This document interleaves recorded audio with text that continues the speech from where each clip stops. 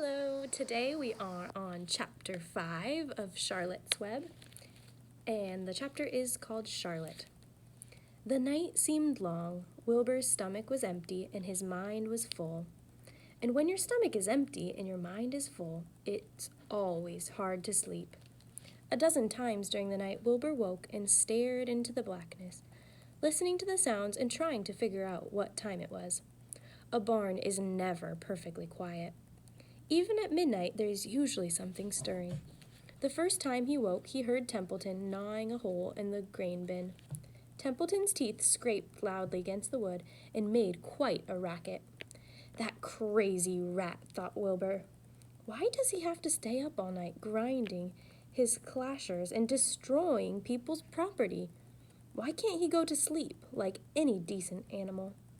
The second time Wilbur woke, he heard the goose turning on her nest and chuckling to herself. "What time is it?" Wilbur whispered to the goose. "Probably about 11:30, said the goose. "Why aren't you sleeping, Wilbur?" "Too many things on my mind," said Wilbur. "Well," said the goose, "that's not my trouble. I have nothing at all on my mind. But I've too many things under my behind. Have you ever tried to sleep while sitting on 8 eggs? No, Wilbur replied. I suppose it is uncomfortable. How long does it take a goose egg to hatch? Approximately 30 days, all told, answered the goose. But I cheat a little. On warm afternoons, I put a little straw over the eggs and go out for a walk. Wilbur yawned and went back to sleep. In his dreams, he heard again the voice saying, "I'll be a friend to you. Go to sleep. You'll see in the morning."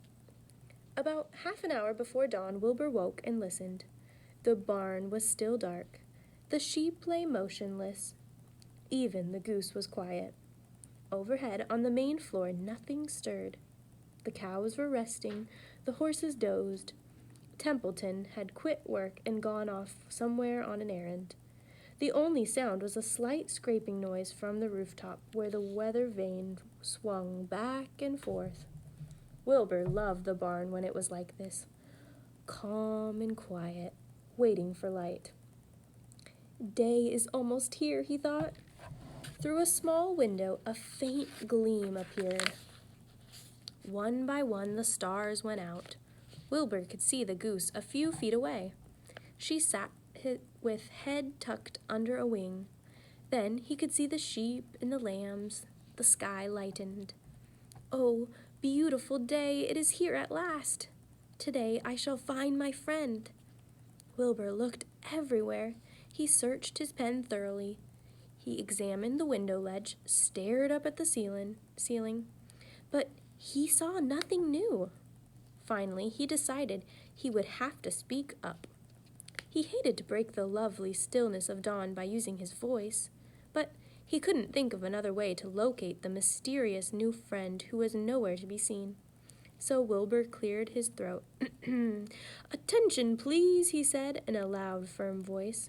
"Will the party who addressed me at bedtime last night kindly make himself or herself known by giving an appropriate sign or signal?" Wilbur paused and listened.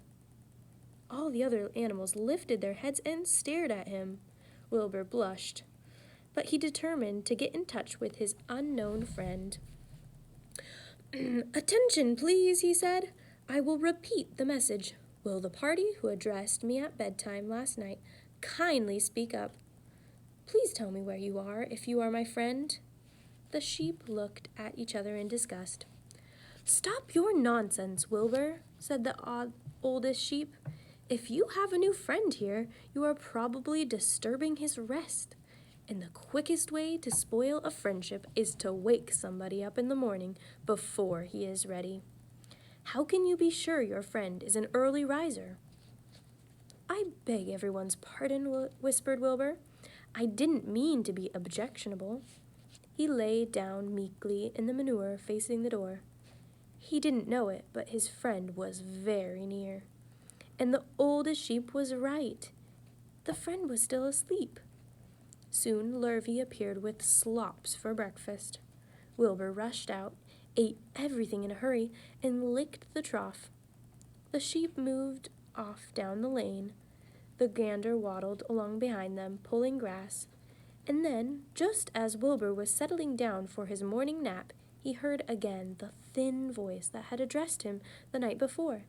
"Salutations," said the voice. Wilbur jumped to his feet. "What?" he cried. "Salutations," repeated the voice. "What are they, and where are you?" screamed Wilbur. "Please, please tell me where you are, and what are salutations?" "Salutations are greetings," said the voice. "When I say salutations, it's just my fancy way of saying hello or good morning. Actually, it's a silly expression, and I am surprised that I used it at all. As for my whereabouts, that's easy. Look up here in the corner of the doorway. Here I am. Look, I'm waving."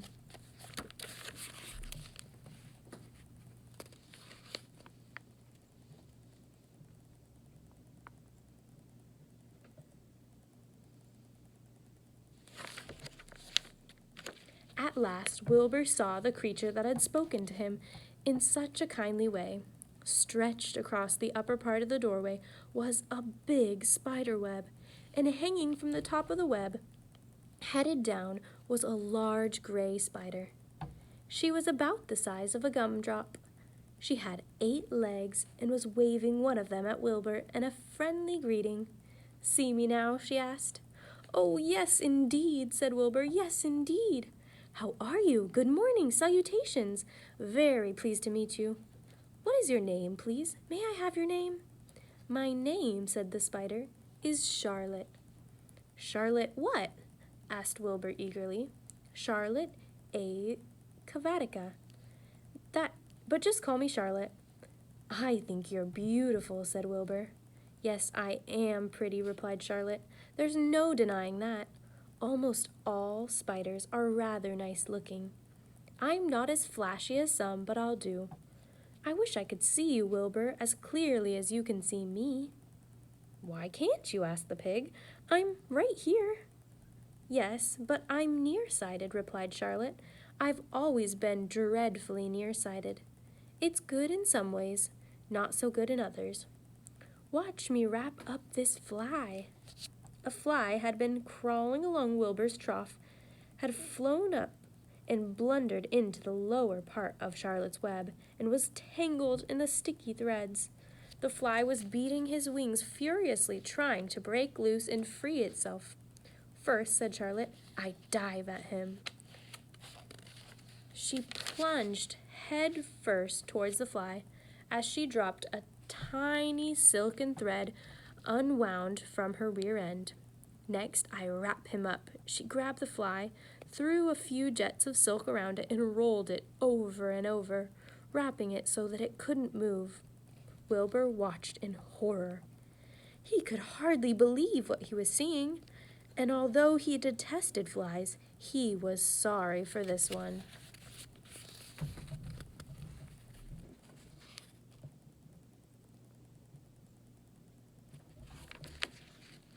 "There," said Charlotte. "Now I knocked him out, so he'll be more comfortable." She bit the fly. "He can't feel a thing now," she remarked. "He'll make a perfect breakfast for me." "You mean you eat flies?" gasped Wilbur. "Certainly. Flies, bugs, grasshoppers, choice beetles, moths, butterflies, tasty cockroaches, gnats, midges, daddy-long-legs, centipedes, mosquitoes, crickets, anything that is careless enough to get caught in my web." "I have to live, don't I?" "Why, yes, of course," said Wilbur. "Do they taste good?" "Delicious. Of course, I don't really eat them. I drink them. Drink their blood. I love blood," said Charlotte, and her pleasant, thin voice grew even thinner and more pleasant. "Don't say that," groaned Wilbur. "Please don't say things like that." "Why not? It's true, and I have to say what is true. I am not entirely happy about my diet of flies and bugs, but It's the way I'm made.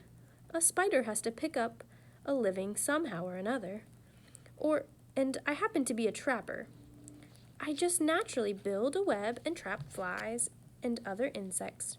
My mother was a trapper before me. Her mother was a trapper before her. All our family have been trappers way back for thousands and thousands of years. We spiders have been laying for flies and bugs. It's a miserable inheritance, said Wilbur gloomily. He was sad because his new friend was so bloodthirsty. Yes, it is, agreed Charlotte. But I can't help it. I don't know how the first spider in the early days of the world happened to think up this fancy idea of spinning a web, but she did, and it was clever of her too. And since then, all of us spiders have had to work the same trick. It's not a bad pinch on the whole. It's cruel, replied Wilbur, who did not intend to be argued out of his position. Well, you can't talk, said Charlotte. You have your meals brought to you in a pail. Nobody feeds me. I have to get my own living. I live by my wits. I have to be sharp and clever, lest I go hungry. I have to think things out, catch what I can, take what comes. And it just so happens, my friend, that what comes is flies and insects and bugs, and furthermore, said Charlotte, shaking one of her legs, do you realize that if I didn't catch bugs and eat them, bugs would increase and multiply and get so numerous that they'd destroy the earth, wipe out everything? Really? Said Wilbur. I wouldn't want that to happen. Perhaps your web is a good thing after all. The goose had been listening to this conversation and chuckled to herself. There are a lot of things Wilbur doesn't know about life, she thought. He's really a very innocent little pig. He doesn't even know what's going to happen to him around Christmas time. He has no idea that Mr. Zuckerman and Lurvy are plotting to kill him. And the goose raised herself a bit and poked her eggs a little further under her so they would receive the full heat from her warm body and soft feathers. Charlotte stood quietly over the fly, preparing to eat it. Wilbur lay down and closed his eyes. He was tired from his wakeful night and from the excitement of meeting someone for the first time. A breeze brought him the smell of clover, the sweet-smelling world beyond his fence. Well, he thought, I've got a new friend, all right, but what a gamble friendship is. Charlotte is fierce, brutal, scheming, bloodthirsty, everything I don't like. How can I learn to like her, even though she is pretty and, of course, clever? Wilbur was merely suffering with the doubts and fears that often go with finding a new friend. In good time, he was to discover that he was mistaken about Charlotte. Underneath her rather bold and cruel exterior, she had a kind heart, and she was to prove loyal and true to the very end. Okay, that's the end of Chapter 5. Go ahead and work on your discussion questions.